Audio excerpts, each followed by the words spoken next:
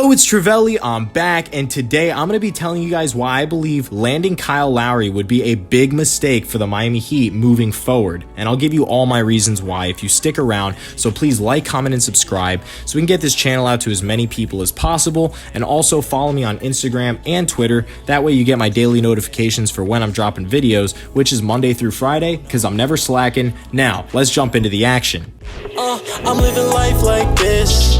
Maybe give a little glimpse, maybe give a little glimpse. So sources coming to Adrian Wojnarowski have told him that the Miami Heat are in a position to land Kyle Lowry. Now, if you know anything about Jimmy Butler, he's been a longtime friend of Kyle Lowry, and they would love to play with each other, especially before they get way too old, which Lowry is on the brink of doing right now. They just picked up Goran Dragic's option for $19.4 million, which is very important to know for the 21-22 season, but this does make him a perfect contractual fit to make a deal with the Raptors. A market exists for the Raptors to move Dragic, age 35, onto a new team, including the Mavericks and New Orleans Pelicans. Now, there's a lot of factors to this trade. If you move Dragic, he obviously has been a mentor of Luka Doncic for a long time. They both have that Eastern European heritage, and that could definitely be a chemistry booster. If he was to join the Mavericks, he would be able to provide them a legit scoring threat off the bench if he can stay healthy and play a full season, including the playoffs. Now, Lowry is 35. He made $30 million in the final year of his contract, and he's seeking a deal in a similar ballpark range of the starting annual salary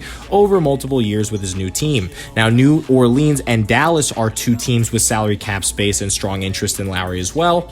And so basically, this puts Miami Heat in a position where, because Kyle Lowry loves Jimmy Butler as a guy, and they're friends and they go way back and all that stuff, it does put the Miami Heat in a pivotal trading position. According to Adrian Wojnarowski, giving up Precious Achiuwa and Goran Dragic would be a pivotal trade piece that would set, basically from an asset standpoint, the Heat over the rest of the teams, especially because Kyle Lowry goes to Dallas or New Orleans. There's most likely a good chance they will get nothing in return, at least if he goes to Miami, and they can offer the Toronto Raptors some sort of package deal with a young player and someone like Goran Dragic. This would make a lot of sense for the Miami Heat, but I'm going to tell you why I would not do this.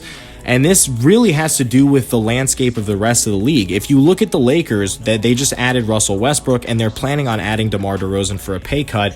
If that does somehow happen, them and the Nets are absolute locks pending any injuries, which we did see last year, granted, but I don't see that happening again. The Nets stay together. They are just way too talented. They have way too many all-stars on both the Lakers and the Nets for the Heat to compete. And in this super team era, if this era is going to end in 3 years or so, when either A, players on the Nets get bored of playing there, B, LeBron's too old, C, these teams just naturally break up due to salary cap issues and whatnot. When that happens, you don't want to have leveraged your entire future for Kyle Lowry, who's already 35, and by the time the end of the super team era comes, he'll be too old to either get value for or to make a serious playoff run with. And that's no knock on players like Chris Paul, who's obviously extremely old but still playing at a very high level. I'm just saying that I don't believe that Kyle Lowry puts us over the top now.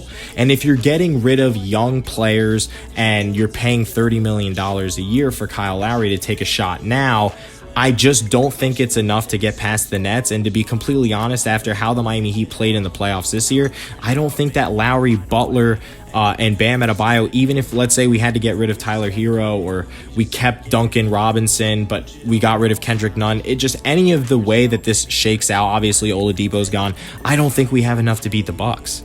I don't think we have enough to beat the Nets. So when it comes down to it, leveraging our future for Kyle Lowry now, although some people might disagree with this, if you're a Heat fan, I want to know from your position, do you guys want Kyle Lowry, or would you be comfortable possibly playing with what you have next year, saving up some cap space, and then making moves in the 2022 offseason? What do you guys think? Let me know in the comments below. As always, guys, this is a fun community. I just wanted your opinion. You know what I'm saying? If you guys hate me, that's fine too. But have a great day as always. Peace. I'm living life like this. Maybe give a little glimpse, maybe give a little glimpse.